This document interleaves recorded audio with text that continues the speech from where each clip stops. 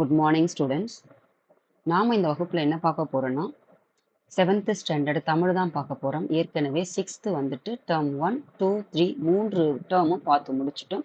இது 7th ஸ்டாண்டர்டில் முதல் பருவம் தான் எடுத்திருக்கோம். யூனிட் 1ல் சில ஒரு செய்யுள் பகுதி மட்டும் நாம் பார்க்க போகிறோம். அதுக்கப்புறம் நாம் ஒவ்வொரு வீடியோவாக வந்துட்டு மற்ற தலைப்புகள் கீழே வந்துட்டு பார்க்கலாம். நாம் வந்துட்டு வரலாறு பாடத்தில் வந்துட்டு முகலாயர்கள் வந்து பார்த்து முடிச்சிட்டோம். இதுக்கு அடுத்து என்ன இருக்குதுன்னு பார்த்தீங்கன்னா, மராத்தியர்கள் மத்திய ஆட்சி செய்த பகுதியில் மராத்தியர்கள் இருப்பாங்க. அதை நாம் எடுக்கலாம். இதுக்கு முன்னாடி பார்த்தீங்கன்னா, ஏன் வந்து இந்த தமிழை எடுத்திருக்கேன்னு பார்த்தீங்கன்னா, தமிழில் பார்த்தீங்கன்னா நல்ல அறக்கருத்துக்களையும் நம்ம வாழ்வியலுக்கு ஏற்ற கருத்துக்களையும், அதாவது வாழ்வியல் நம்ம எப்படி வாழணும் அப்படின்ற ஒரு முறையையும் எது சொல்லி கொடுக்குதுன்னு பார்த்தீங்கன்னா தமிழ் மொழி. அது நம்ம தாய்மொழியாகிய தமிழ் மொழியில் இருக்கின்றதுக்காக அந்த இடையில வரலாறு பாடத்திற்கு இடையில ஒரு சின்ன சின்ன வீடியோவா வந்துட்டு ஒரு பாடமோ ஒரு உரைநடையோ ஏதோ ஒன்று அப்படின்னு சொல்லிட்டு ஒரு பார்ட் வீடியோவா வந்துட்டு உங்களுக்கு நான் எடுத்து கொடுத்துட்டு பிளேலிஸ்ட்ல வந்துட்டு ஆட் பண்றேன். இது எல்லா வகையான தேர்வர்களுக்கும் இது பொருந்தும், பள்ளி மாணவர்களுக்கும் பொருந்தும். அதே மாதிரி தமிழ் எலிஜிபிலிட்டி டெஸ்ட்டுக்கும் வந்து பொருந்தக்கூடிய ஒரு பாடம் தான் தமிழ், எல்லாருக்கும் பொருந்தக்கூடியது. ஏன் வந்து இந்த தமிழ் எடுத்திருக்கேன்னு சொல்லிட்டேமா. இப்ப பாருங்க, மொழி அப்படின்ற தலைப்பின் கீழே தமிழ் தமிழ் எப்படி இருக்குது, அமுதம் போன்ற ஒரு இனிமையாக இருக்கக்கூடிய மொழி தான் வந்து தமிழ் மொழி. அந்த மொழியில் இருக்கக்கூடிய தலைப்புகளை தான் நாம இப்ப பார்க்க போறோம். பாருங்க, அதாவது எங்கள் தமிழ் என்ற தலைப்பில் ஒரு செய்யுளும், ஒன்றல்ல இரண்டல்ல ஒரு செய்யுளும், பேச்சு மொழியும் எழுத்து மொழியும் எப்படி வந்துட்டு இருக்குதுன்றதை பத்தியும், சொலவடைகள், குற்றிய லுகரம், குற்றிய லிகரம். பாருங்க, மொழினா என்னன்னு முதல்ல தெரிஞ்சுக்கணும். மொழின்றதுக்கு ஒரு டெஃபினேஷன் என்னன்னு தெரிஞ்சுக்கணும். மொழி என்பது என்னன்னு பார்த்தீங்கன்னா, நம்முடைய கருத்துக்களை வந்துட்டு சிந்தனைகளையும் உணர்வுகளையும் மற்றவர்களுக்கு பரிமாறிக்கொள்றதற்காக ஒரு டூல், அதாவது ஒரு ஆயுதமாக பயன்படுத்தக்கூடியது தான் வந்து ஒரு மொழி. அது எப்படி இருக்கும், ஒரு சொல்லா இருக்கலாம், ஒரு சொல்லா இருக்கலாம், அது ஒரு சவுண்டா இருக்கலாம், இல்லாட்டி ஒரு குறியீடுகளாக இருக்கிறது தான் வந்து மொழி. அப்போ நாம படிச்சிருப்போம் சித்திர எழுத்து முறையெல்லாம் படிச்சிருப்போம். அப்போ ஒரு சித்திரத்திலிருந்தோ ஒரு சவுண்டில் இருந்தோம் அப்படிதான் வந்து ஒரு மொழி வந்துட்டு கொஞ்சம் கொஞ்சமா மாறி இப்ப நம்ம பேசக்கூடிய மொழியாக வந்து இருக்குது. அப்படிப்பட்ட மொழியை பத்தி தான் நாம என்ன படிக்க போறோமா. இதை தெரிஞ்சுங்க. எங்கள் தமிழ், அப்ப தமிழ் மொழியை பத்தி நாம ஒரு செய்யுள் கொடுத்திருப்பாங்க. அப்ப அந்த செய்யுள்ல என்ன நாம படிக்க போறோம், ஒன்றல்ல இரண்டல்ல, இதுவும் ஒரு வகை செய்யுள். அதுக்கப்புறம் பேச்சு மொழி, எழுத்து மொழி. பேச்சு மொழினா என்னது, நம்ம பேசக்கூடிய மொழி. பேசுறது என்னன்னா, ஒருத்தர் வந்துட்டு நம்ம அந்த வட்டார அந்த ரீஜனுக்கு ஏற்றவாறு வந்துட்டு மொழி வந்துட்டு வேறுபடும். அதாவது நம்ம இங்க படிச்சுக்கோங்கம்மா. என்னன்னா, நம்ம நிலத்தை வந்து நம்முடைய முன்னோர்கள் வந்துட்டு வகைப்படுத்தியிருப்பாங்க. எப்படி, குறிஞ்சி, முல்லை, மருதம், நெய்தல், பாலைன்னு சொல்லிட்டு 5 வகைகளாக பிரிச்சிருப்பாங்க. அப்ப குறிஞ்சி நில மக்கள் பார்த்தீங்கன்னா மலைகளிலும், மருத நிலை மக்கள் பார்த்தீங்கன்னா காடுகளிலும், மருதம் இல்ல மருதம் இல்ல குறிஞ்சி முல்லை நில மக்கள் பார்த்தீங்கன்னா காடுகளிலும், மருதம் நில மக்கள் வந்துட்டு வயல்வெளிகளிலும் அப்படி வாழ்ந்திருப்பாங்க. நெய்தல் வந்துட்டு கடற்கரை ஓரமாகவும் கடல் பகுதியை சார்ந்த, பாலைவன மக்கள் வந்துட்டு பாலை நிலத்துங்களை. அப்போ இந்த மலையில இருக்கிற மக்கள் பார்த்தீங்கன்னா எப்படி இருப்பாங்க, அந்தந்த இப்ப யார் கூடவும் எங்க தொடர்பு இருக்க மாட்டாங்க அவ்வளவா. அப்போ மரங்கள் அடர்ந்த பகுதி, இந்த காடுகள்ல விலங்குகள் கூட பயணிக்கிற மக்கள் வந்துட்டு அவங்களும் அவ்வளவா தொடர்பில் இருக்க மாட்டாங்க. இந்த மருத நிலத்தில் இருக்கிறாங்களே மக்கள், வயல் சார்ந்த பகுதிகளில் இவங்க தான் பெரும்பாலும். ஆனா எல்லா வசதிகளும் எங்க இருக்குதுன்னு பார்த்தீங்கன்னா இந்த மருத நிலத்தில் இருக்கிற மக்களுக்கு தான் இருக்குது. அப்போ மலைகள் சார்ந்து இருக்கிற மக்களும், உங்களுக்கு நான் ஒரு வீடியோ கூட போஸ்ட் பண்ணியிருந்தேன் கம்யூனிட்டி பேஜ்லமா. அது எப்படி இருந்ததுன்னா, மலைப்பகுதி தான். அந்த மலைப்பகுதி எங்கன்று கேட்டேன். அப்போ அந்தந்த எங்கேயோ ஒரு வீடு இருக்குது, எங்கேயோ ஒரு வீடுகள் இருக்குதுன்னா, அப்போ அந்த மக்கள் வந்துட்டு எப்படி மற்றவங்களுடைய தொடர்பில் இல்லாமல் தான் இருப்பாங்க. ஆனா நம்ம இருக்கிற பகுதி எதுன்னு பார்த்தீங்கன்னா வயல் சார்ந்த பகுதி. அப்போ இங்க எப்படி இருக்குன்னு பார்த்தீங்கன்னா எல்லாமே இருக்குது, நமக்கு எல்லா வசதிகளும் இருக்குது, எல்லாமும் விளையக்கூடிய விளைச்சல் இருக்குது, இண்டஸ்ட்ரியல்ஸ் இருக்குது, அதுக்கப்புறம் போக்குவரத்து வசதி இருக்குது, வான்வழி, நீர்வழி, சாலை வழின்னு சொல்லிட்டு.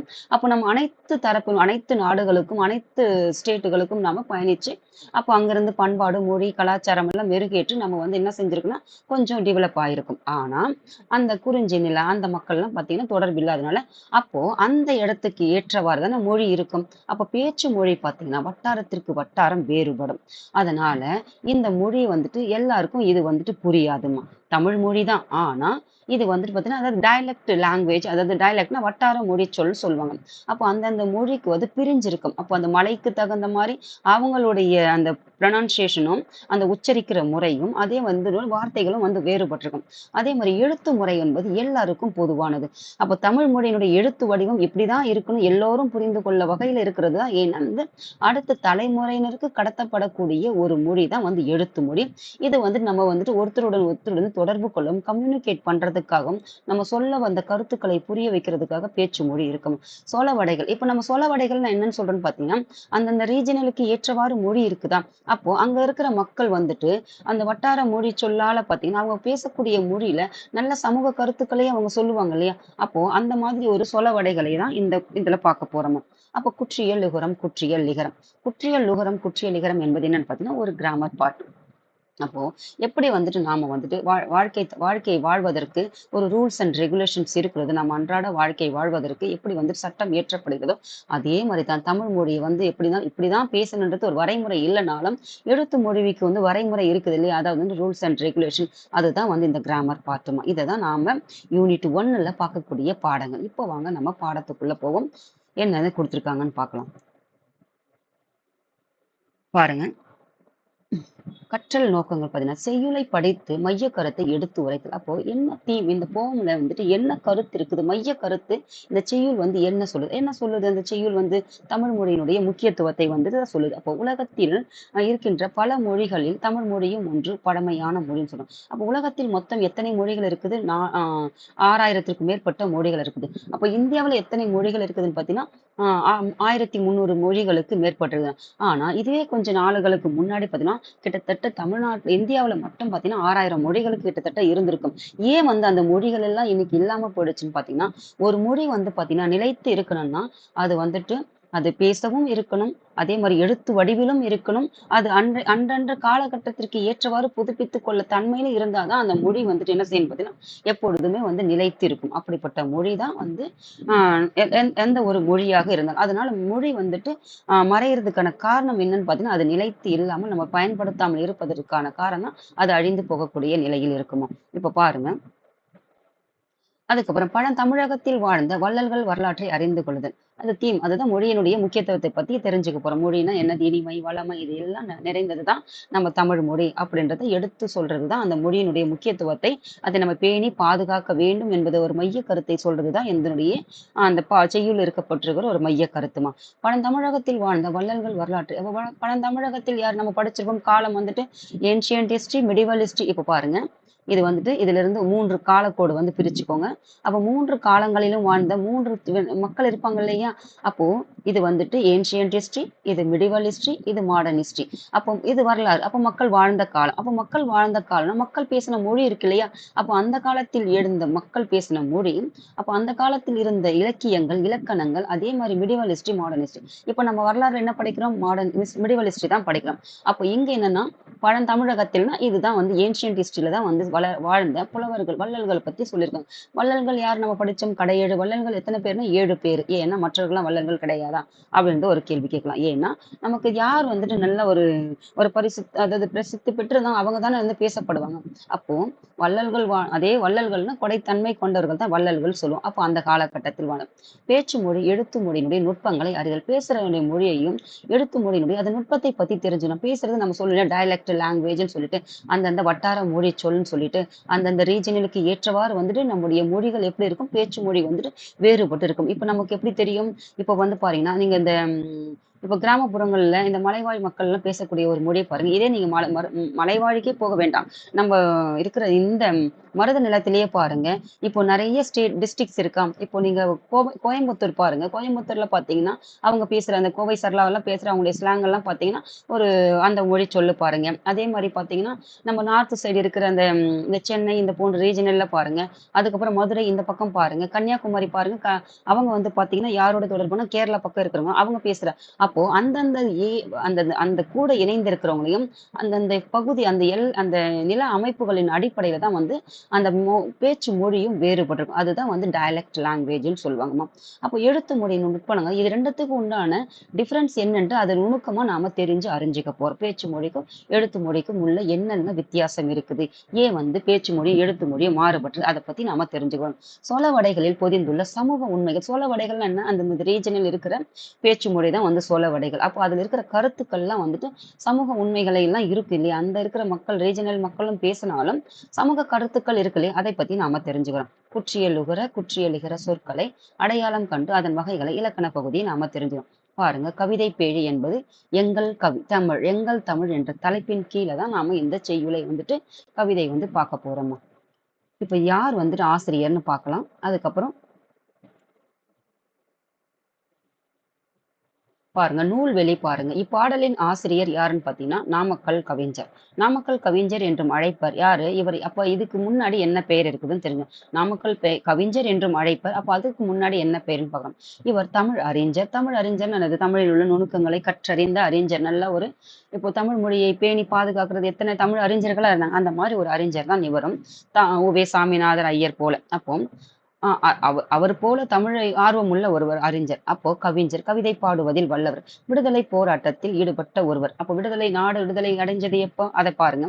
அப்போ எப்படி வந்துட்டு பாரதிய தமிழ்நாட்டுல எப்படி படிச்சோம், நம்ம வடநாட்டுல எப்படி படிச்சோம், மத்திய இந்தியாவில் எப்படி படிச்சோம். அப்போ ஒவ்வொருத்தரும் வந்து அந்தந்த காலகட்டத்தில் வாழ்ந்த புலவர்களும் என்ன செஞ்சிருப்பாங்க பார்த்தீங்கன்னா, நாடு விடுதலைக்காக தன்னுடைய வீரம் செறிந்த பாடல்களின் மூலமும் வலியுறுத்தியிருப்பாங்க. அந்த அந்த புரட்சி இதுலயும் இவங்களும் வந்து கலந்து கொண்டிருப்பாங்க. அப்போ பன்முகத்தன்மை கொண்டவராக இவர் அறியப்படுகிறார். காந்தியடிகளின் கொள்கையால் ஈர்க்கப்பட்டு காந்தியத்தை பின்பற்றியதால் இவர் காந்திய கவிஞர் என்றும் அழைக்கப்படுறார். காந்தியடிகளின் கொள்கை நம்ம படிச்சிருக்கோம். காந்தியின் பிரின்சிபல்ஸ் ஒன்று படிச்சிருக்கோம். அதனுடைய பிரின்சிபலால் ஈர்க்கப்பட்டவர் தான் யாருன்னு பார்த்தீங்கன்னா நாமக்கல் கவிஞர். அது ஈர்க்கப்பட்டது மட்டுமல்லாமல் தன்னுடைய வாழ்க்கையிலையும் அவருடைய கொள்கைகளை பின்பற்றியதால் இவர் வந்து காந்திய கவிஞர் என்றும் அழைக்கப்படுறார்.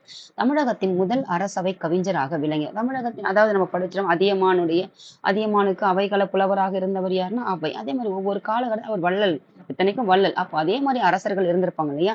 அந்த மாதிரி தமிழகத்தினுடைய அரசவை கவிஞராக இருந்தவர். கவிஞர்னா என்னது? அந்த அரசவையை பத்தி கவிதைகள் ஏற்றது, அது அதிகாரப்பூர்வமாக அரசவை கவிஞராக இவங்களை ஏற்றது. அவர் தான் வந்து முதல் அரசவை கவிஞர் நாமக்கல் கவிஞர். இருங்கம்மா, உங்களுக்கு உதாரணத்துக்கு பார்த்தீங்கன்னா, நம்ம அதியமானுக்கு அவ்வை இருந்திருப்பாங்க இல்லையா? அந்த மாதிரி நிறைய புலவர்கள்லாம் வந்து அரசவையில இருந்திருப்பாங்க அக்காலகட்டத்தில், பழந்தமிழர்கள் காலகட்டத்துல. அதே மாதிரி பார்த்தீங்கன்னா 20ஆம் நூற்றாண்டுகளில் இவர் வாழ்ந்த காலத்திலேயும் என்ன செஞ்சிருப்பாங்கன்னா, இந்த மாதிரி முதல்ல அரசவை கவிஞராக இருந்தவர் யாருன்னு பார்த்தீங்கன்னா நாமக்கல் கவிஞர். அப்புறம் இவருடைய நூல்கள் பார்த்தீங்கன்னா மலைக்கல்லன், நாமக்கல் கவிஞர் பாடல்கள், என் கதை, சங்கொலி போன்ற பல்வேறு நூல்களை இயற்றிருக்கிறாரு. அதாவது இது வந்து சினிமாவும் ஆயிருக்கும். அதாவது வந்துட்டு சில இந்த நூல்கள்லாம் வந்துட்டு மலைக்கல்லன் என்பது யாரோட படமா இது ஆயிருக்கா என்னன்ட்டு கொஞ்சம் பாருங்க. அப்ப நாமக்கல் கவிஞர் பாடல்கள் அப்படின்ற ஒரு தலைப்புல, அதாவது நீ ஒண்ணும் இல்லம்மா, நீ ஒரு 10 கவிதை எழுதுற, இல்ல ஒரு 20 கவிதை நீங்க எழுதுறேன்னு வச்சுக்கோங்க. அப்போ ஒவ்வொரு பேப்பர்லயும் ஒவ்வொரு கவிதை எழுதும் போதும் அந்த கவிதைகள் எல்லாம் மொத்தமா ஒன்றாக சேகரிச்சு ஒரு தொகுப்பாக சேகரிக்கிறாங்களாம். அப்ப தொகுத்து அது நூலாக விடுறதா, அது பெயர் வைக்கிறதா வந்து அப்புறம் அவர் இயற்றிய கவிதை தான் அது. அப்போ நாமக்கல் கவிஞர் பாடல்கள் அப்படின்னு சொல்லிட்டு அவருடைய பெயர்லயே அந்த புத்தகத்தை வந்துட்டு மொத்தமா ஒன்றாக சேகரிச்சு ஒரு நூலாக இருக்கு. அந்த நூல்ல இருந்து தான் ஒரு வந்து அது நாமக்கல் கவிஞர் நிறைய கவிதைகள் ஒரு பேஜ்ல ஒரு கவிதை எழுதியிருக்காரு. அது மொத்தமா ஒன்னா சேகரிச்சு ஒரு புக்கா வைக்கிறாங்க. ஒரு புக்கா வைக்கிற விதம் நாமக்கல் கவிஞர் பாடல்கள் இருக்குது. அதுல இருந்து எடுக்கப்பட்டதுதான் இது எங்கள் தமிழ் என்ற ஒரு தலைப்பில் இருக்கிற ஒரு கவிதை தான். இப்படிதான் நீங்க தெரிஞ்சுக்கணும். இப்ப பாடலின் பொருள் பார்க்கறதுக்கு முன்னாடி இது பார்க்கணுமா? இதை மட்டும் உங்களுக்கு சொல்லணும். காந்தியடிகளின் கொள்கைகள். இங்க ஒரு விஷயம் உங்களுக்கு பதிவு பண்றதுக்காக இதை நான் எடுத்து அண்டர்லைன் பண்ணேன். என்னன்னு பார்த்தீங்கன்னா, நம்ம வந்துட்டு இப்போ எலெக்ஷன் வந்துட்டு எப்போ நடக்குது? அதாவது தமிழ்நாடு எலெக்ஷன் நடக்குது. எந்தெந்த ஸ்டேட்டுக்கு நடக்குது? இப்போ உங்களுக்கு இதெல்லாம் ஒரு கரண்ட் அஃபேர்ஸாகவும் வச்சுக்கோங்க. அதுக்கப்புறம் எக்கானமியாவும் வச்சுக்கோங்க. பாலிட்டி கூடவும் கனெக்ட் பண்ணிக்கோங்க. இதெல்லாம் நீங்க தெரிஞ்சுக்கோங்க. அப்போ எந்தெந்த ஸ்டேட்ல வந்துட்டு எத்தனையாவது எலெக்ஷன் நடக்குதுன்னு தெரிஞ்சுக்கோங்க. அப்போ எலெக்ஷன் எந்தெந்த ஸ்டேட்டுக்கு நடக்குது? தமிழ்நாட்டுக்கு எந்த தேதியில அறிவிச்சிருக்காங்க? எப்போ வந்துட்டு ஓட்டு வந்துட்டு கவுண்டிங் இருக்குதுன்னு தெரிஞ்சுக்கணும். இப்போ எல்லாரும் நம்ம ஓட்டு போடுறது. இப்போ நீங்க என்ன பார்க்கணும்னு பார்த்தீங்கன்னா, தமிழ்நாட்டுல எந்தெந்த பெரும் கட்சிகள் எல்லாம் பார்ட்டிசிபேட் பண்ண போறாங்கன்றது ஒண்ணு தெரியணும். அப்போ பெரும் கட்சிகள் கூட யாரெல்லாம் இணைஞ்சிருக்காங்கன்னு தெரிஞ்சிருக்கணும். அப்போ இதுக்கு முன்னாடி இணைஞ்ச சின்ன சின்ன கட்சிகள் வந்துட்டு எந்த மாதிரி எல்லாம் சமூகத்துக்கு வந்து மக்களுக்கு வந்துட்டு சேவை ஆற்றிருக்காங்கன்னு ஒண்ணு பார்க்கணும். பெரிய கட்சிகள் கூட தனியாக யாரெல்லாம் வந்து போட்டியிடுறாங்கன்னு பார்க்கணும். அப்போ தனியாக யாரு, நான் வந்து அதாவது இந்த கொள்கைகள்லாம் எதுக்காக சொல்றேன்னு பார்த்தீங்கன்னா, இந்த கொள்கைகள் தான் வந்து பிரின்சிபல் எப்படி வந்து காந்திய வந்து அகிம்சை வழியில தன் வாழ்நாள் முழுவதும் பின்பற்றி, அந்த கொள்கையில இவரும் ஈர்க்கப்பட்டு பின்பற்றியதுனால தான் இவர் காந்தியே கவிஞர். ஏன்னா, இவர் வந்து அகிம்சை அமைதியான வாழ்க்கை அமைதியான முறையில வந்துட்டு ஆ வழி நடத்துறது தான் வந்து அதாவது சத்தியத்தின் வழியில நின்று எல்லாத்தையும் வந்துட்டு பெறுறது தான் இதனுடைய நோக்கம். அப்படி இருந்த ஒரு பிரின்சிபல் அதனுடைய காந்தியத்த நம்ம பேசப்படுறோம்னா, இப்ப இருக்கிற இந்த கட்சிகள் கூட யாரெல்லாம் இருக்கிறாங்க, யாரெல்லாம் அவங்க வந்து மக்களுக்கு நன்மைகள் செஞ்சிருக்காங்க இதுவரைக்கும். அவங்களுடைய கொள்கைகள்லாம் எந்த மாதிரி கொள்கைகள் வகுத்து இப்ப வந்து மக்களுக்கு வந்து குடுத்துருக்காங்க. இதனால நம்ம என்னெல்லாம் பயனடைவோம் அப்படின்றத நீங்க கட்டாயம் பார்க்க வேண்டிய ஒரு காலகட்டம். ஏன்னா, 5 ஆண்டுகள் நம்ம அவங்களால ஆளப்பட போறோம்னா, அப்ப நாம அவங்கள என்ன செய்யணும் வந்துட்டு டிசைட் பண்ண போறது நம்ம கையில தான் இருக்குது. அப்ப இந்த கொள்கைகள் வந்து நமக்கு பயனுள்ள வகையில இருக்கா? இது எதிர்கால சந்ததியருக்கு பயனுள்ள வகையில ஒண்ணே ஒண்ணுமா, இந்த எப்போ வந்துட்டு இலவசன்ற பெயர்ல வந்துட்டு குடுக்குறாங்களோ, இதனால நான் எல்லாருமே சோம்பேறி தான. அத விட நான் என்ன சொல்றேன்னா, இலவசன்ற பெயரை தவிர்த்து, அத விட நல்லா படித்து எத்தனையோ லட்சக்கணக்கான பிள்ளைகள் படிச்சிருக்கிறாங்க. படிச்சு அவங்கவங்களுக்கு ஏற்றவாறு நல்ல வந்து நல்ல இது வேலை வாய்ப்புகளை உருவாக்கி, தொழில்களை உருவாக்கி, அவங்கள சோம்பேறி இல்லாமல் உழைக்கும் வர்க்கத்தை உருவாக்குனாங்கன்னா, இது எல்லாம் அவங்களுக்கு குடுக்க வேண்டிய அவசியமே இல்லல்ல. இத செய்யறத விட்டுட்டு, இலவசம், இலவசம் நீ இத குடுக்குறனா, நான் இத குடுக்குறேன், இத குடுக்கணும். இத நம்பிட்டு இது பின்னாடி ஒரு கூட்டமா நம்ம ஓடுறோம்னா, இது படிக்காதவங்களுக்கு பொருந்தக்கூடிய வகையில இருந்தாலும், படிச்சு நாம என்ன செய்யணும்னு பார்த்தீங்கன்னா, இத கொஞ்சமாவது ரியலைஸ் பண்ணிட்டு, இதெல்லாம் எது நமக்கு தேவையானது? நம்ம ஓரளவுக்கு ரியலைஸ் பண்ற படிச்ச அந்த படிப்பின் அறிவினால இதெல்லாம் நம்மளால என்ன செய்ய முடியாது. ஒரு அனலைஸ் பண்ண கூடவா முடியாது. அப்ப அனலைஸ் பண்ணனா, எது நல்லது, கெட்டது என்று ஆராயறதுக்கு தான அந்த கல்வி. அத நம்ம தெரிஞ்சுக்கிட்டோம்னா, நம்ம வீட்ல இருக்கிற 4 பேருக்கு இந்த கொள்கைகள்லாம் சொல்லி எடுத்து உரைக்கலாம் இல்ல. இதனால நமக்கு இதெல்லாம் நமக்கு பயன் கிடைக்குது. இதெல்லாம் நமக்கு பயன் இல்ல. இதெல்லாம் எடுத்து சொல்றதுக்காவது உங்களுக்கு தெரியல 4 பேருக்கு நம்ம வீட்ல இருக்கிறவங்க அதே மாரி நீங்க 10 பேர் இந்த வீடியோ பார்க்கணும்னா, 10 பேர் வந்துட்டு 10 பேர் வீட்ல 4 பேர் இருக்காங்கன்னா, அது எத்தன பேர் ஆச்சு பாருங்க. அப்ப இந்த மாரி இது ஒரு அவேர்னஸ் ஏன்னா, தெரியவே மாட்டுது. எந்த கட்சி என்ன யாரு நிக்கிறாங்கன்றது கூட தெரியல. இதெல்லாம் உங்களுக்கு என்னன்னு பார்த்தீங்கன்னா, யார் எந்த கட்சி நிக்கிறாங்க, அதுல யார் யாரெல்லாம் இருக்கிறாங்க, இதனால அவங்களுடைய கொள்கைகள மக்களுக்கு என்னெல்லாம் கொள்கைகள் வந்து வகுத்து குடுத்துருக்காங்க, இதனால மக்களுக்கு என்னெல்லாம் 5 ஆண்டுகளுக்கு என்னெல்லாம் பயன் கிடைக்கும், இந்த மாரி எடுத்து சொல்றது தான் நம்மளுடைய கற்றதனுடைய அறிவே ஒழிய, நீங்க பாட்டுக்கு எல்லாரும் ஓட்டு போடுறாங்க, எல்லாரும் வாங்குறாங்க, எல்லாரும் குடுக்குறாங்கன்றது போனா, அப்ப எதுக்கு இந்த ஓட்டுமா? இதெல்லாம் கொஞ்சம் ரியலைஸ் பண்ணிட்டு, இதெல்லாம் கொஞ்சம் சிந்தித்து செயல்படுங்கள்ன்றது தான் இது காலம். சிந்தித்து செயல்பட வேண்டிய காலம் இது. அதனால இந்த 5 ஆண்டுகள் நம்ம கையில தான் இருக்குதுன்னா, இதெல்லாம் கொஞ்சம் கொஞ்சம் இந்த இளைஞர்கள் கிட்ட பார்த்தீங்கன்னா, அவங்க பார்த்தீங்கன்னா, நல்லா ஒரு ரியலைஸ் பண்ணிட்டு சொல்றது ஒரு புரிஞ்ச அந்த படிச்ச பசங்களுக்கு இருக்கிற இது கூட, இப்ப பெரியவங்கலாம் பார்த்தீங்கன்னா, அந்த ஒரு இதுவே இல்ல அவங்களுக்கு. அது யார் குடுக்குறாங்க, யார் என்ன குடுக்குறாங்க, அத பின்னாடி தான் போறாங்களே ஒழிய, இது நல்லது நம்மளுக்கு ஒரு 5 வருஷ காலத்துக்கு இது நமக்கு ஒண்ணும் இல்ல. நான் இன்னைக்கு ஒரு வேளை உங்களுக்கு சோறு போடுறேன். ஒரே ஒரு வேளை சோறு. இந்த ஒரு வேளை சோறு, ஒரு வேளை தான் உங்களுக்கு பசியாறுமே ஒழிய, உங்களுக்கு இந்த 3 வேளைக்குமா பசி ஆறும்? இல்லாட்டி இந்த 30 நாளைக்குமா பசி ஆறும்? இந்த ஆண்டு முழுவதுமா? இல்லல்ல. அதனால இந்த இலவசம், இந்த கையில வாங்குறது, இது எல்லாம் நீங்க எடுத்துட்டு ஓட்டு போடுறது நம்முடைய ஒவ்வொருத்தனுடைய உயிரோடு இருக்கிற நம்முடைய உரிமை இத. அத நீங்க மனசுல வச்சுக்கிட்டு யார்கிட்டயும் கையேந்தி நிக்காம, அது நம்ம வரி பணமா கூட இருக்கலாம். நம்ம வரி பணம் நமக்கு சேவைக்கு நமக்கு செய்யக்கூடியது தான் அது வரி பணமே கண்டி, நம்ம ஒரு நாளுக்கான அந்த வரி பணம் கிடையாது. அந்த மாரி வரி பணம் சொல்லிட்டு அதாவது அதையும் ஒரு குருட்டுத்தனமாக தான் எடுத்துக்கிட்டு என்ன செய்றாங்கன்னு பார்த்தீங்கன்னா, இது நம்ம நம்ம குடுக்குற வரி பணம் தானே நம்ம வாங்குனா என்ன அப்படின்றதெல்லாம் தாண்டி, அது நமக்கு பயன்படுற வகையில இருக்கட்டுமே. அந்த மாரி பாருங்க. நம்ம ஓட்டு போடுறது ஒவ்வொருத்தருடைய உரிமையும் சரி, கடமையும் சரி. அதனால இதெல்லாம் கொஞ்சம் இந்த கொள்கைகள்லாம் இப்ப நான் ஒரு பெரிய பெரிய கட்சிகள்லாம் நான் பார்க்கறது அளவுக்கு உங்களுக்கு சொல்றேன். அவங்களுடைய கொள்கைகள் எப்படி இருக்குன்னு மட்டும் ஒரு YouTubeல போட்டு பார்த்துட்டு, அதுக்கப்புறம் நீங்க வந்துட்டு எது நமக்கு நல்லது, நம்முடைய எதிர்காலத்திற்கு சன்னதிகளுக்கு நல்லது, இந்த 5 ஆண்டு காலத்திற்கு அப்படின்றத பார்த்துட்டு சிந்தித்து செயல்படுங்கம்மா. கொள்கைகள். ஏடிஎம்கே இருக்காங்க. ஏடிஎம் கூட யாரெல்லாம் கூட்டணி வச்சிருக்காங்க? இதுக்கு முன்னாடி அவங்க என்னெல்லாம் செஞ்சிருக்காங்க? அத பார்க்கணும். அதுக்கப்புறம் டிஎம்கே அவங்க கூட யாரெல்லாம் கூட்டணி, என்னெல்லாம் செஞ்சிருக்காங்க? அதுக்கப்புறம் பார்த்தீங்கன்னா, அ அ அப்புறம் வந்து நாம் தமிழர் கட்சி. அவங்க கூட யாரெல்லாம் கூட்டணி, அவங்க என்னெல்லாம் செஞ்சிருக்காங்க? அந்த மாரி பார்க்கணும். அதுக்கப்புறம் பார்த்தீங்கன்னா, டிவிகே இவங்க கூட யாரெல்லாம் கூட்டணி, என்னெல்லாம் செஞ்சிருக்காங்க? எந்த மாதிரி மக்கள் கூட இணைஞ்சு வந்து ஒரு சமூகத்துல வந்து அதாவது நீங்க ஒண்ணு மட்டும் பார்க்கணுமா? ஒரு ஒரு நான் இப்போ ஒரு சமூகத்துல ஒரு வேலை செய்யறேன்னா, அது அந்த சமூகத்திற்காகவே நம்முடைய உடல், உரி, ஆவி அனைத்துமாவே இருக்கணும். அப்படிதான் செய்ய முடியுமே ஒழிய, சும்மா நானு சொல்றத அடுத்தவங்க சொல்றதெல்லாம் சொல்லிக்கிட்டு வந்துட்டு இதெல்லாம் செய்றேன்றது முடியாது. ஆனா, எப்போ ஒரு ஃபீல்டுல இறங்கி ஒருத்தர் வேலை செய்றாரு பாத்தீங்க, அதாவது உள்ளார்ந்த செய்றாங்க பாருங்க. அந்த உணர்வுபூர்வமா, அவங்க மட்டும் தான் இந்த சொசைட்டிக்காக செய்ய முடியுமே ஒழிய, நீங்க எடுத்துக்கலாம். எம்ஜிஆர் அ அ அவர எடுத்துக்கலாம். அதுக்கப்புறம் யாருன்னா, காமராஜர் ஐயாவ எடுத்துக்கலாம். இத்தன முன்னாடி இருக்கிறவங்கலாம் இவ்ளோ பேர பார்த்தீங்கன்னா, அவங்கலாம் மக்களால் வந்து அப்படி என்ன சொல்றது? உயிருக்கு உயிராக அந்த கலந்ததுனால தான் அதெல்லாம் செய்ய முடிஞ்சது. அந்த மாரி நீங்க இப்ப இருக்கிறவங்க இத்தனை கட்சிகள்ல இன்னும் கூட யாரெல்லாம் இருக்காங்கன்னு எனக்கு பாருங்க தெரியல. இந்த மாரி ஏதாவது தெரிஞ்சு ஒரு அனலைஸ் பண்ணிட்டு, இந்த கொள்கைகள் எல்லாம் என்னது இது உணர்த்துதுன்னு சொல்லிட்டு புரிஞ்சுட்டு அதுக்கப்புறம் செயல்படணும். இதுதான் உங்களுக்கு சொல்ல வந்ததுனால இத மார்க் பண்ணி வச்சிருந்தேன். இது ஒரு அவேர்னஸ் தான் ஒழிய, இது எந்த ஒரு நோக்கமும் கிடையாது. இது எல்லாமே உங்க கையில இருக்கு. சிந்தித்து செயல்படுங்கள் மட்டும். இந்த சிந்தித்து செயல்படுங்கள் யாருடைய பொன்மொழின்னு மட்டும் பாருங்க. பாடலின் பொருள். பாடலின் பொருள் பார்க்கறதுக்கு முன்னாடி சொல்லும் பொருளும் ஊக்கிவிடும்னா ஊக்கப்படுத்தும். விரதம்னா நோன்பு. குறின்னா குறிக்கோள். அதாவது ஊக்கப்படுத்தும். ஊக்கிவிடும்னா ஊக்கப்படுத்தும். அதாவது நம்மள யாருமே என்ன செய்யக்கூடாது? புஷ் பண்ணிக்கிட்டே இருக்கக்கூடாது. நமக்கே நாம என்ன செய்யணும்? யாரும் நம்மை கை குலுக்க இல்லை என்றால், நமக்கு நாமே குலுக்கிக் கொள்ள வேண்டும் சொன்னது யாரோடது?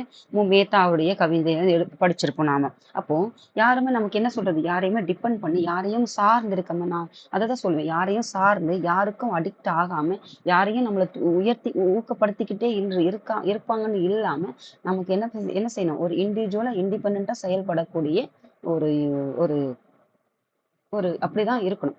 அப்ப பாருங்க விரதம். அப்ப ஏன்னா இதெல்லாம் உங்களுக்கு அதெல்லாம் நீங்க தள்ளிட்டீங்கன்னாவே என்ன ஆகும்? நீங்க இதெல்லாம் வந்து செயல்படுத்துவீங்களாம். ஊக்கி விடுனா ஊக்கப்படுத்தும். உங்களுக்கு அப்புறம் விரதம்னா நோன்பு. குறின்னா வந்து எய்ம் குறிக்கோள். அதுக்கப்புறம் குறி என்பது வேற, கொள்கை என்பது வேற. கொள்கைன்னா வந்துட்டு என்னன்னு பாருங்க. குறிக்கோள்னா என்னன்னு பாருங்க. அதுக்கப்புறம் பார்த்தீங்கன்னா, பொழிகிறன்னா தருகிற. மழை பொழிகிறது அப்படின்னு சொல்லுவீங்க. அதுதான் வந்து தருகிறது. இப்ப பாடலின் பொருள். நம் தாய்மொழியாம் தமிழ் மொழி அருள் நெறிகள் நிரம்பிய அறிவை தருகிறது. இப்போ உங்களுக்கு இங்க ஒரு கொஸ்டின் தான். அதாவது தமிழ் மொழி. தமிழ் மொழி பார்த்தீங்கன்னா, எப்ப வந்துட்டு பார்த்தீங்கன்னா, ஆ அதாவது செம்மொழியாக அறிவிக்கப்பட்டது. ஏன்னா, ஏன் வந்து தாய்மொழியாக இப்போ மொத்தம் உலகத்துல அத்தனை மொழி உங்களுக்கு ஒரு சிம்பிளா ஒரு எக்ஸாம்பிள் குடுக்குறேன். உலகத்துல மொத்தம் 8 மொழி குடும்பங்கள் இருக்குது. அப்போ இந்தியாவுல எத்தனை மொழி குடும்பங்கள் பார்த்தீங்கன்னா, 4 மொழி குடும்பங்கள் இருக்குது. அப்போ ஆ இந்தோ திராவிட மொழி இங்க படிச்சிருப்போம். சீன திபெத்திய மொழி, ஆசிய ஆ ஆசி ஆசிய மொழிகள் இங்க படிச்சோம். ஆரிய மொழிகள், ஆசிய ஆஸ்திர மொழிகள் படிச்சிருப்போம். இங்க வந்து ஆஸ்திரேலிய மொழி ஏதோ 4 மொழி குடும்பங்கள் வந்து நம்ம 9த் ஸ்டாண்டர்ட் புக்ல வந்து படிச்சிருப்பீங்கம்மா. அதே மாரி பார்த்தீங்கன்னா, உலக அளவில் பார்த்தீங்கன்னா 8 மொழி குடும்பம். இந்த 4 பகுதியும், அதுக்கப்புறம் இந்த ரீஜியன்ல நீங்க மொத்தம் 8ஆ பிரிச்சுக்கோங்கம்மா. இப்படி 8 மொழி குடும்பம் ஆயிடுச்சுங்களா? அப்போ உலகத்துல அத்தனை மொழிகள் இருக்குதுன்னா, அதுல ஒரு மொழி தான் வந்து தமிழ் மொழியும் பழமையான மொழிகளில் ஒன்று. அப்படி இருக்கும்போது, இப்போ இந்த பழமையான மொழியாக தாய்மொழிக்கு எந்த ஆண்டு வந்துட்டு பார்த்தீங்கன்னா, செம்மொழி அந்தஸ்து வந்து வழங்கப்பட்டது? ஏன் வந்து அதற்கு வழங்கப்பட்டது? காரணம் என்ன? ஏன்னா அந்த மொழியிலிருந்து அந்த அந்த மொழியியல் வல்லுநர்கள் வந்துட்டு, அத வந்து செம்மொழி அந்தஸ்துக்காக வந்து பல ஆண்டுகள் வந்துட்டு அதை வந்துட்டு என்ன செஞ்சிருப்பாங்க? மத்திய அரசுகிட்ட வலியுறுத்திக்கிட்டே இருந்ததுனால தான், யார் நம்ம படிச்சிருப்போம்? இவரு பரிதிமார் கலைஞர்லாம் நம்ம படிச்சிருப்போம். அப்போ அப்படிப்பட்ட மொழி வந்துட்டு எந்த ஆண்டு வந்துட்டு அத செம்மொழி அந்தஸ்து வழங்கப்பட்டது? ஏன் வந்து குடுத்தாங்க? என்னெல்லாம் அதுக்கு வந்துட்டு தகுதிகள் இருக்கணுன்றத நீங்க ஒண்ணு பாருங்க. 2வது இப்ப இந்த மொழிக்கு தமிழ் மொழிக்கு குடுத்ததுக்கு அப்புறம் ஏன் வந்து சமஸ்கிருத மொழிக்கு குடுத்தாங்க? எப்படி வந்துட்டு திராவிடம் என்பது அதாவது 4 மொழி குடும்பங்களா? அப்போ திராவிட மொழி குடும்பத்தை தான் சார்ந்ததா தமிழ் மொழி. அப்போ இந்த திராவிட மொழிகளுக்கெல்லாம் பார்த்தீங்கன்னா, மூல மொழியாக இருப்பது எதுன்னு பார்த்தீங்கன்னா, அதாவது தமிழ், தெலுங்கு, கன்னடம், மலையாளம் இந்த மொழிகள். அதுக்கப்புறம் பார்த்தீங்கன்னா, துளு இந்த மொழிகள்லாம் இங்க வரும். இந்த இடையில இருக்கிறது இந்த இது நடுத்திராவிட மொழிகள் ஒண்ணு படிச்சோம். ஆனா இதுல திராவிடத்திற்கெல்லாம் மூல மொழியாக இருப்பதுன்னு பார்த்தீங்கன்னா, நம்ம தமிழ் மொழி. நம்ம தமிழ் மொழி படிச்சிருக்கோம்.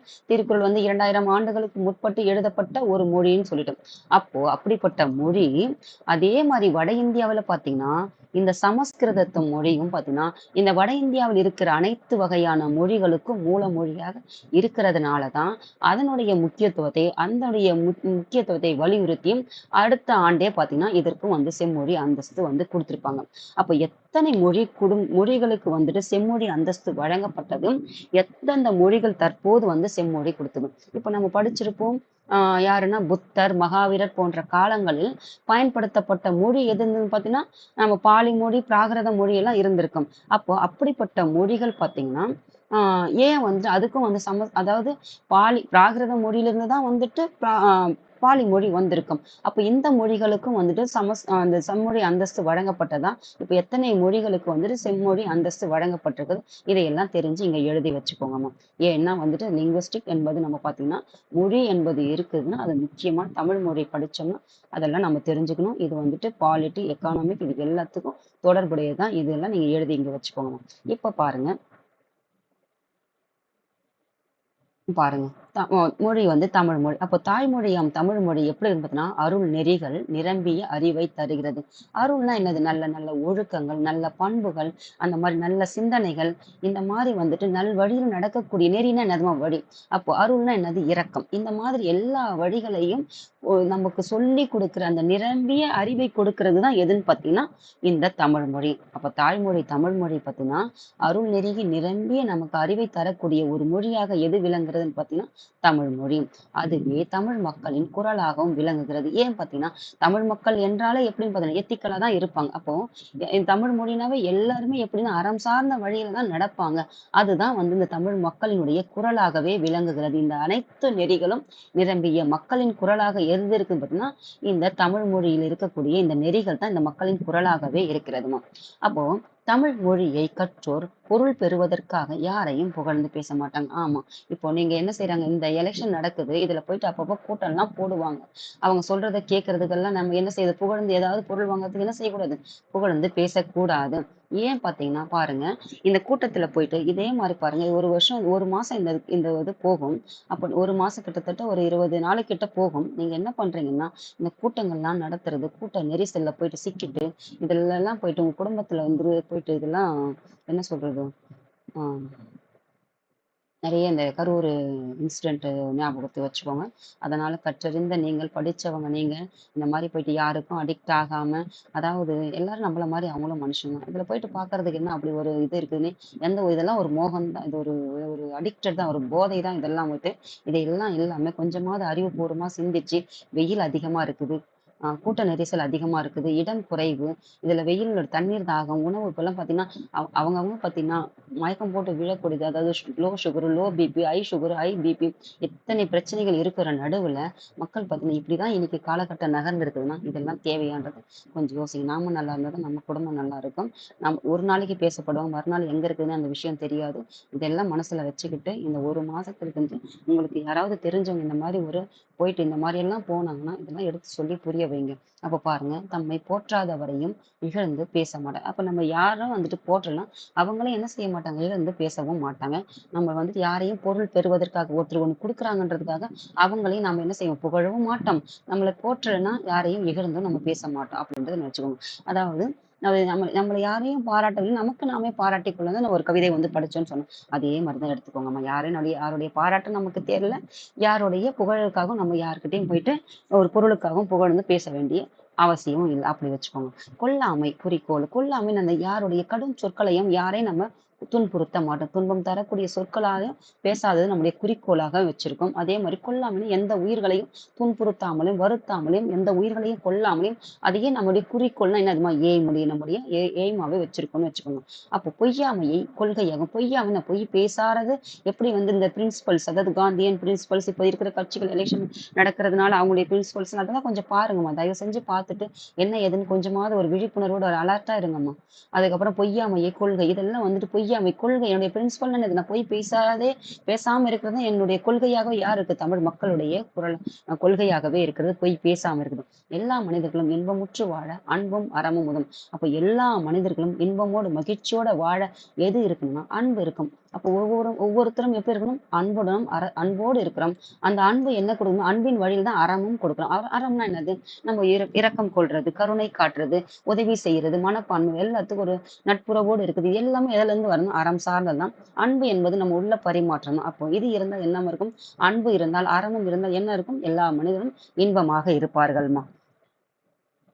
அதுக்கப்புறம் நம் தமிழ் மொழி அனைவரிடத்தையும் அன்பையும், அறத்தையும் தூண்டும். எதை தூண்டுது இந்த மொழி பார்த்தீங்கன்னா, ஆமா. இது எப்படி தூண்டுது? நல்ல இது அன்பை குடுக்குது, அறத்தையும் குடுக்குது. அன்பு இருந்துச்சுன்னா என்ன வரும்? அறம் வரும். அப்ப அன்பு இல்லன்னா தான் என்ன வரும்?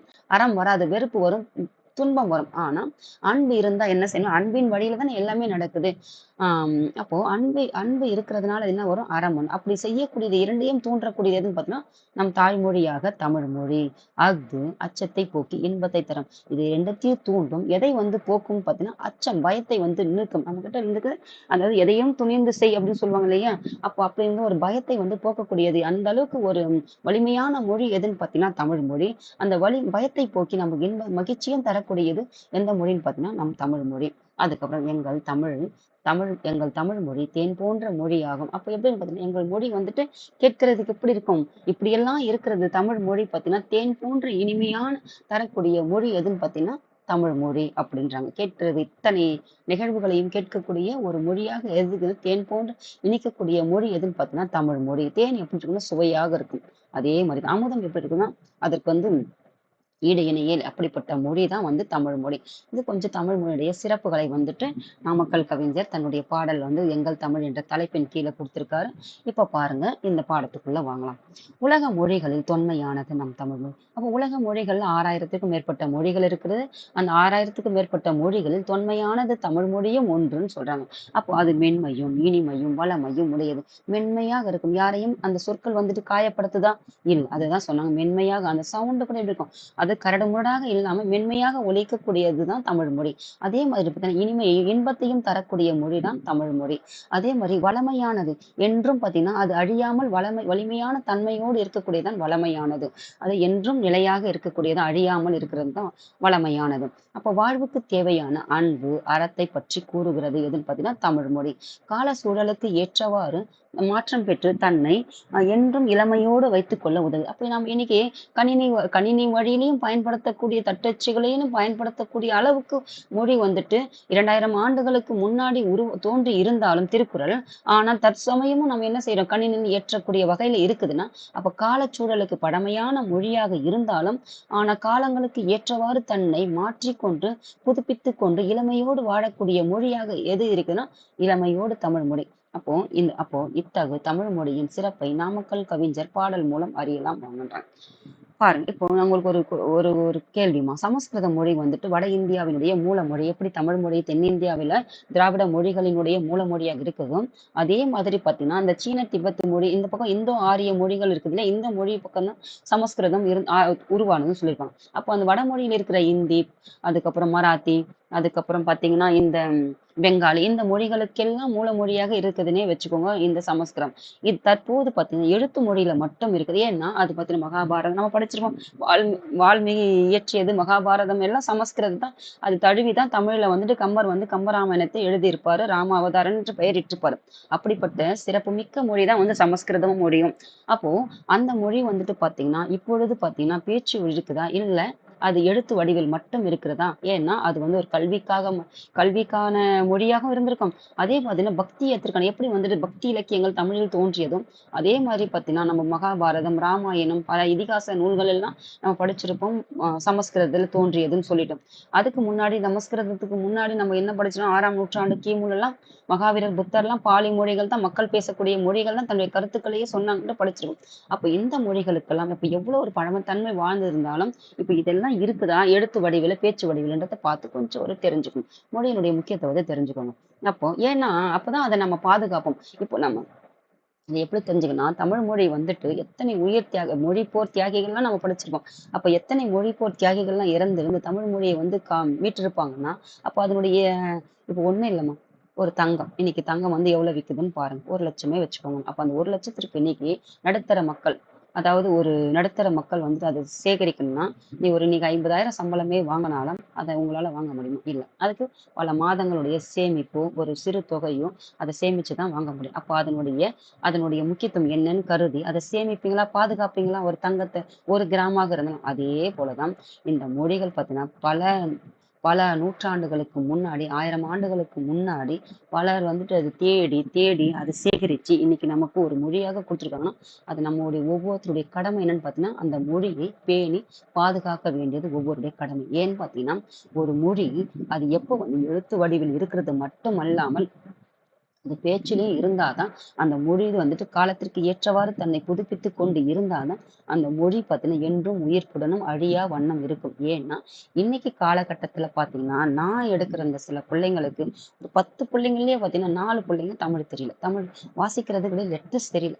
அப்படி இருக்கும்போது அந்த பிள்ளைங்க சொல்லுவாங்க இல்லையா கண் இருந்து குருடுன்ற மாதிரி தமிழ்நாட்டுல தமிழ் மொழியை பேசக்கூடிய மக்களாகிய நாம தமிழ் எழுத்து தெரியாம தமிழ்நாட்டுல வாழணும். அப்ப கண் இருந்து குருடு போலதானே இது எல்லாம் உங்க பிள்ளைங்க. நம்ம என்ன நினைச்சிட்டு இருக்கோம் ஆங்கிலம் படிச்சாதான் நமக்கு வந்து சொசைட்டில மதிப்பு இருக்குன்னு. ஆனா தமிழ் மொழி வந்துட்டு அந்த மொழி அது தேவை, அபிஷியலா அது தேவை. ஆனா தாய்மொழியாக நம்ம அதான் சொல்லுவாங்க நமக்கு நம்ம தாய்மொழியில இருந்துட்டு ஒரு படிக்கவே தெரியலப்பா அப்ப என்ன பண்ணுவீங்க.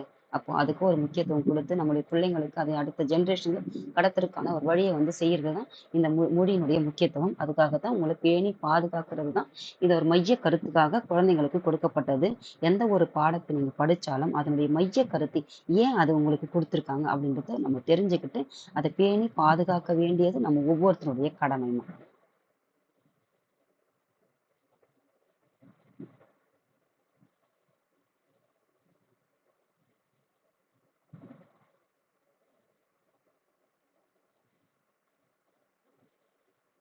பாருங்க.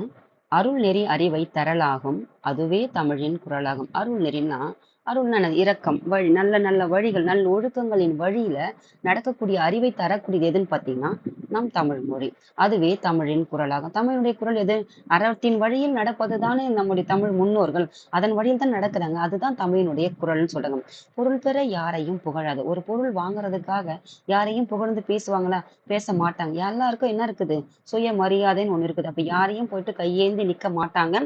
எப்படி தன்மானத்தோடு வாழ்வாங்கன்னு சொல்லுவாங்க. அப்ப பொருள் பெறுவதற்காக யாரையும் கையேந்தி புகழ மாட்டாங்க. அப்படிப்பட்ட தன்மானம் மிக்கவர்கள் தான் நம் தமிழர்கள். போற்றாதாரையும் இகழாது. என்னை நீ போற்றனாலும் பரவாயில்ல, என்னை ஊக்கப்படுத்திக் கொள்வேன் அப்படின்ற வரிகள் தான் நம்ம படிச்சிருவோம். அப்ப யாரையும் என்னை போற்றலைனாலும் அவங்களை நான் இகழ்ந்து பேச மாட்டேன். என்னை புகழ்ந்தாலும் என் மனம் புல்லரிக்காது, இகழ்ந்தால் என்னலும் ஒரு வரிகள் கூட படிச்சிருப்பீங்க. புகழ்ந்தால் என் மனம் என்ன வரிகள் யாருடைய கண்ணதாசனுடைய வரிகள் நினைக்கிறது பாருங்க. அந்த மாதிரி யாரையும் புகழ்ந்தும் புகழ்ந்தும் பேசாதீங்க. பொருளுக்காக யாரையும் இகழ்ந்து பேசாதீங்க. போற்றணும். கொல்லா விரதம் குறியாக. கொல்லான எந்த உயிர்களையும் கொல்லாமல் இருப்பது குறியாக தான் ஒரு ஒரு குறிக்கோளாக வச்சிருக்கும். கொள்கை பொய்யா நெறியாக. கொள்கை எதுன்னு பாத்தீங்கன்னா பொய் பேசாம இருக்கிறதே ஒரு கொள்கையாகவே வச்சிருக்காங்க இந்த தமிழ் மக்கள் அப்படின்னு சொல்றாங்க. எல்லா மனிதர்களும் இன்பத்தோட வாழ்ந்திட எது இருக்குதுன்னு பாத்தீங்கன்னா அன்பும் அறமும் இருக்கிறது. எல்லா மனிதர்களும் இசைந்திடுமே அன்போடும் அறத்தோடும் இருக்கிறதுக்கு எதுன்னு பார்த்தீங்கன்னா இன்பமாக இருப்பதற்கு இது அன்பும் அறமும் இருந்தால் அனைத்து மக்களும் இன்பமாக இருப்பாங்க. அப்படிப்பட்ட மொழி எதுன்னு பார்த்தீங்கன்னா தமிழ் மொழி. படிக்கிறதுனால அப்படின்னா அன்பும் அறமும் ஊக்கிவிடும். தமிழ் மொழி அன்பையும் அறத்தையும் உங்களுக்கு என்ன செய்யும்? ஊக்கப்படுத்தி விடும். உங்களை வந்துட்டு அன்பையும் அறத்தையும் எப்படி வந்துட்டு ஊக்கப்படுத்தும், அதே மாதிரி அச்சம் என்பதை எப்படி வந்துட்டு போக்குதுன்றது அந்த பாட்டை படிச்சோம். அப்போ அன்பையும் அறத்தையும் ஊக்கிவிடும் தமிழ் மொழியை படிச்சீங்கன்னா அச்சத்தை நீங்க பயம் என்பது ஒன்றே இல்லை என்பதை போக்கிவிடக்கூடிய ஒரு வலிமை மிக்க மொழிதான் தமிழ் மொழி.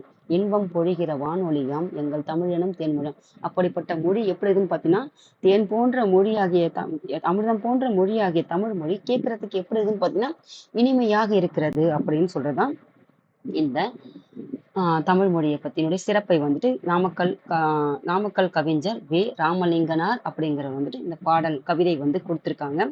இதனுடைய என்ன சொல்றது தீம் என்னன்னா தமிழ் மொழியை நம்ம பேணி அதனுடைய சிறப்பையும் அதனுடைய பழமையும் அதனுடைய இனிமையும் தொன்மையும் தெரிஞ்ச நாம அதை பேணி பாதுகாக்க வேண்டியது நம்ம ஒவ்வொரு கடமை அப்படின்றதுதான் இதனுடைய சிறப்பு. இதனுடைய தீமை அதுதான்.